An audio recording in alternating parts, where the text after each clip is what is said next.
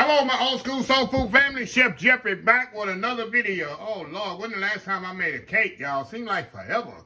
Well, I'm trying to remember. Seemed like forever since I made a cake. So, as you see by the title and preview picture there, I'm making an old school butterscotch cake. What I mean by butterscotch, I got some butterscotch chips left over from Christmas time. It's already open. I say, why not make a pound cake? I'm going to make like a butter pound cake. And I'm going to fold in some butternut chips. And then I'm going to put a little butternut chips on the top. Bake in the oven. And we're going to see what happens, y'all. And see what I create here. It's going to be the first time I did this cake. I think it should be flawless. But I don't know how the butterscotch chips is going to react to the cake. When the melting process is it going to affect the cake or what? So we'll have to see by ear that. So anyway, y'all, first thing I'm gonna do, just like every cake I do, we're gonna cream the butter and sugar about 7 to 10 minutes here. I created my ovens already preheating 325 degrees. So get your oven on while your butter and sugar is getting to know each other there. Okay, here, butter. Sugar. Put this in here. We're gonna cream this together, y'all, till it get nice and get a lighter color. Like I said, it usually takes 7 to 10 minutes. And once that's creamed together really, really good, we're gonna add our eggs one at a time. We're gonna add our then we're gonna alternate our buttermilk and flour. Starting with flour, ending with flour. Then we're gonna add our vanilla flavor. I'm gonna add my butter. I got some butternut flavor. Y'all know I get this at the Amazing Cakes here in Houston. Butter flavor. Y'all know I always use my creme bouquet with my pound cakes, and then I always use my pound cake flavoring. So all that's going in it too. So gonna bring it up to the next level. So anyway, y'all, we'll be right back. All right, y'all, we are back here. See how nice and fluffy that's got, y'all? That's what you want. That's the key. I'm going to keep saying this so the new people just got on board. This is what you want in your pound cake. You want that butter to turn light and fluffy with the sugar. That's exactly what you want. That's the key. And it needs to be room temperature. Your butter and eggs need to be room temperature, y'all. I'm going to say it one more time for it. Keep it nice, light. Of course, the pound cake is heavy, but there's a lightness and moistness to it. Your ingredients must be room temperature. I keep saying it. I say it again. Plus your milk. Okay, we're going to add our eggs one at a time here.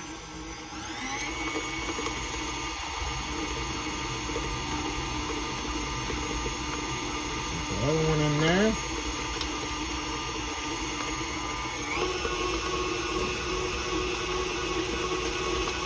The other one.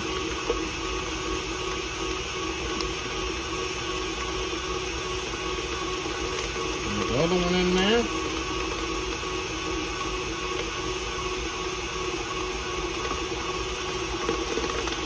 That's the last one in there.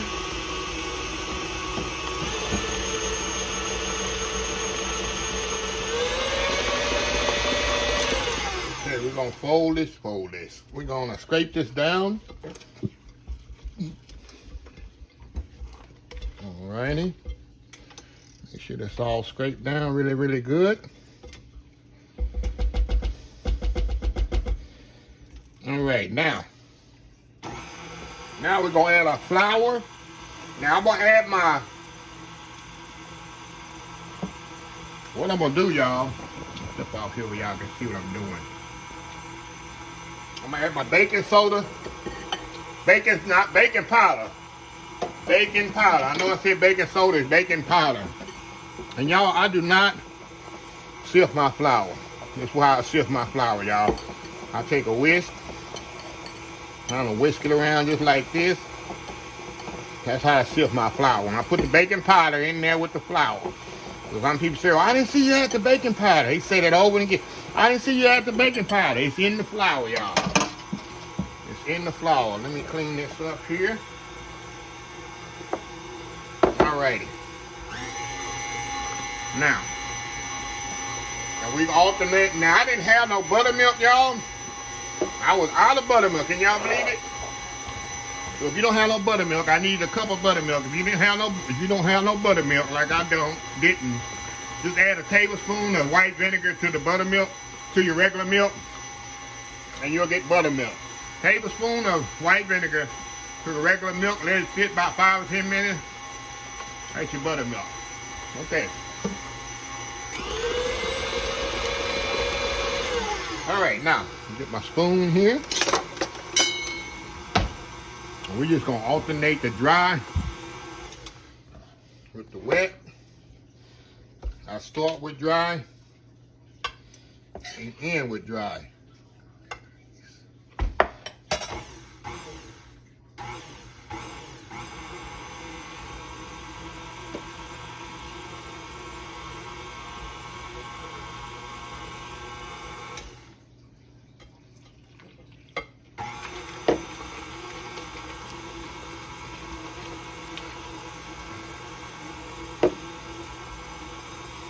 Little by little, y'all. You definitely don't want to overmix your batter. Hold on, y'all. I'm trying to clean up my mess here. Okay. Some flour.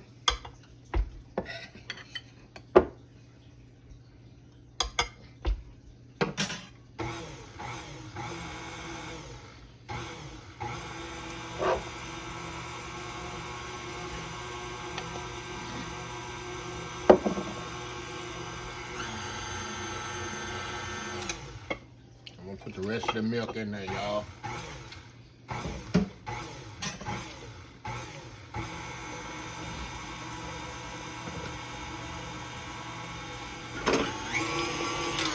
Kind of scrape this down now.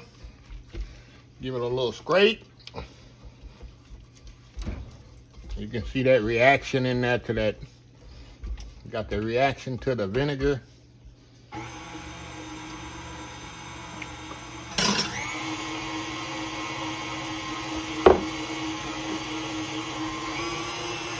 Now, next thing I do before I add the rest of the flour, y'all, I'm gonna add because I don't want to over mix the flour. And a little creme bouquet. I use all that teaspoon of each. Pound cake extract. Another teaspoon. Then my butternut flavor extract. A teaspoon of that. Get all that mixed together.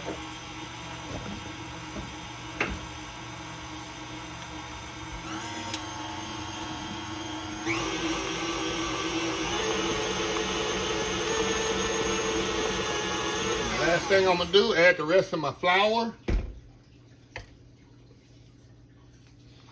I'm gonna do this just enough to incorporate the flour, y'all. Then I'm gonna turn it off, and I'm gonna do the rest by hand.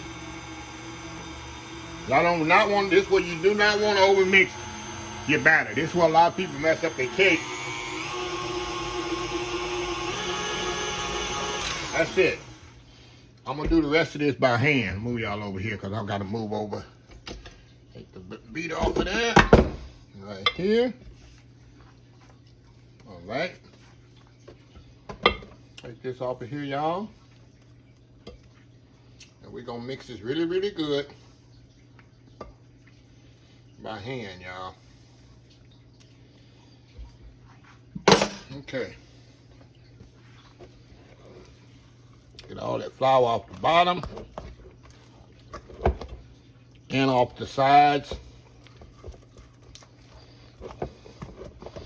Kind of mix it in like that. That way you assure yourself not to have a tough cake. Now I'm gonna fold in 3/4 of these chips here, and I'm gonna leave a few for the top. These are butterscotch chips. Just fold them in there. Really, really good. Alrighty.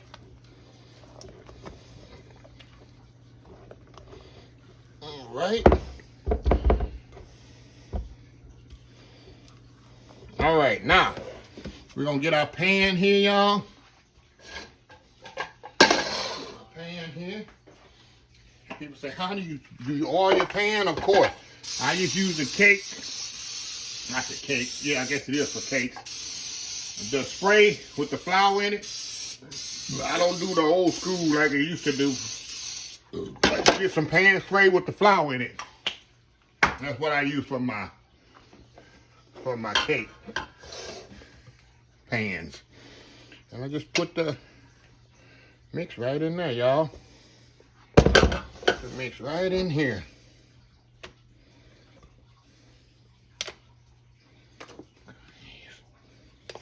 So like I say, I never did the butterscotch chips in there with the cake mix before.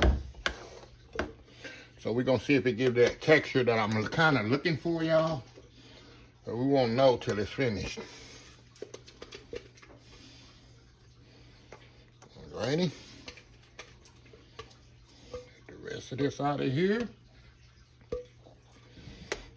So we're gonna see if this is gonna be a disaster or it's gonna be a new creation. And I'm not making any glaze for this. I quit glazing my pound cakes, y'all, because to me they last longer on the counter without the glaze or frosting on it. Even though they ain't gonna last at all in my neighborhood. People come to visit, first thing they do is peek around the corner and know I got a cake on my counter. Okay. Gonna move that around like that. Now, what I'm gonna do next here, you know them butterscotch chips that I saved? I'm gonna put a little right on top there. Put the rest of them right on top here.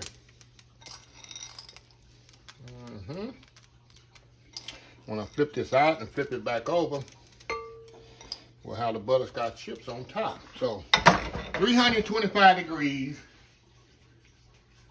Hold on, y'all, just a second. Just a second here. Just a second here.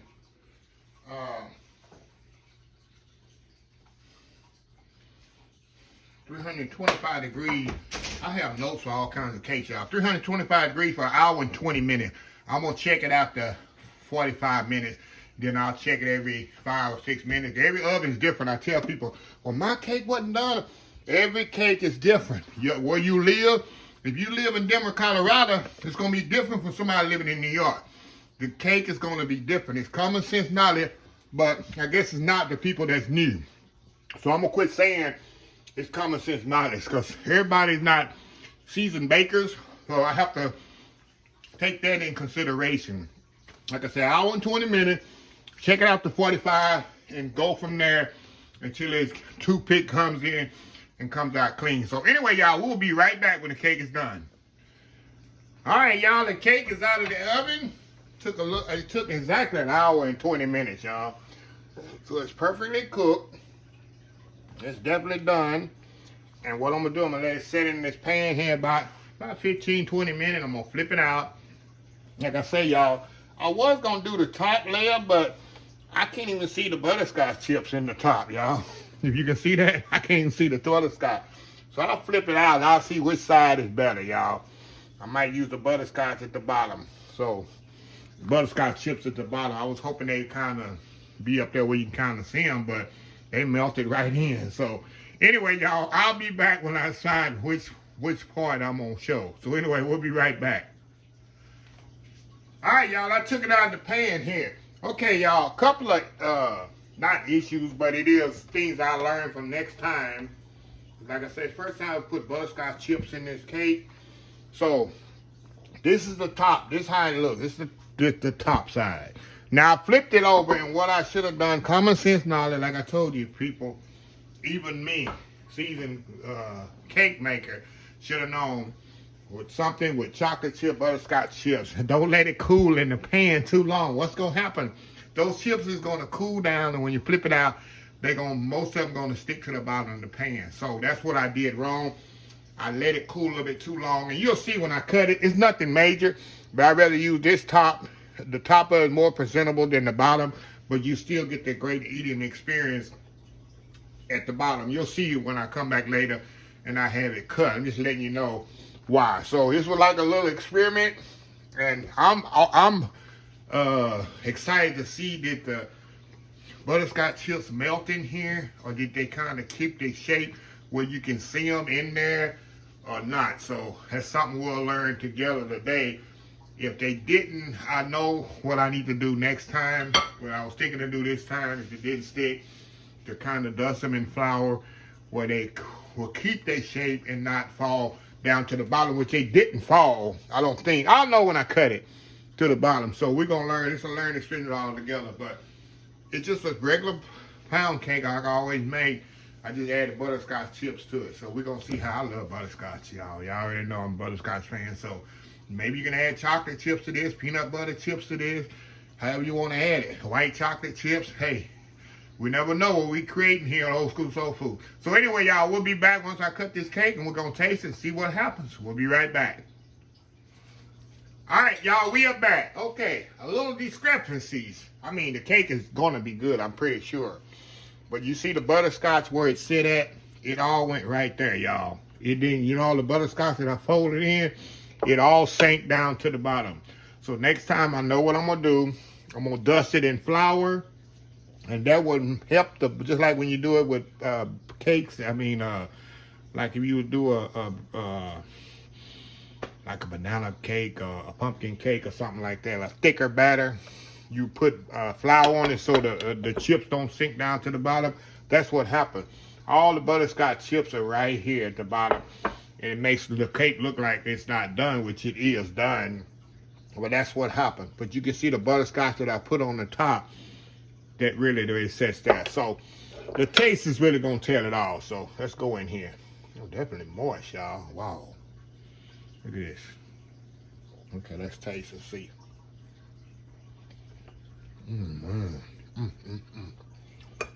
So good, y'all. This is so good. Oh my God, y'all. This is where all the butterscotch is right here. Let's taste the butterscotch part. Man. You can see all the butterscotch in there, y'all. See it? All sunk down to the bottom. You know, Jeffrey got to do his world famous moisture. Look at that. Look at that, y'all. See that? Look how moist that is. Look at that. The cake is so moist. Oh my God. So light. Look at it. I'm gonna pick all them crumbs up just like that. That's how moist it is. Look at that. And I absolutely love butterscotch. Y'all know it already. Look at this cake. This cake is not gonna last long in my house, y'all. Got them little butterscotch chips right there. It's gonna be a good bite here. The little butterscotch chip that I put on the top. Look at that. God. Oh wow. Let me turn so I can see it. See butterscotch chips right there.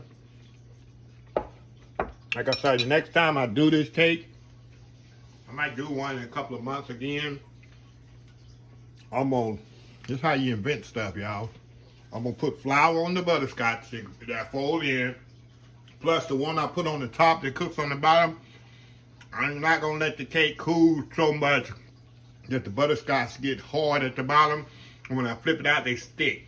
I need to flip it out pretty much immediately. Within 5 minutes after come out of the oven, and the butterscotch chips will be right on top. So I'm learning. I'm gonna do it again, y'all. I'm gonna perfect this cake. Like I say, cooking is just a science. You learn by your mistakes, but this cake is not going to waste. I got neighbors now, I know watching this, gonna be ringing my bell the next couple of hours. So anyway, y'all, let me close this video out. If you like the video, please share, please comment, please subscribe. Please follow my other social media accounts, Facebook, YouTube, Instagram, Twitter, Twitch TV, Pinterest, and oldschoolsoulfood.com. Remember the hashtag 2022, helping others with a 2023. Sorry, y'all. I told y'all, it's like writing a check. You fit to put the 2022 on the check in 2023. is just show some kindness. 2023, just show some kindness. Old School Soul Food. Till next time, have a blessed Old School Soul Food day, and I will see y'all in the next video. Love y'all. Bye.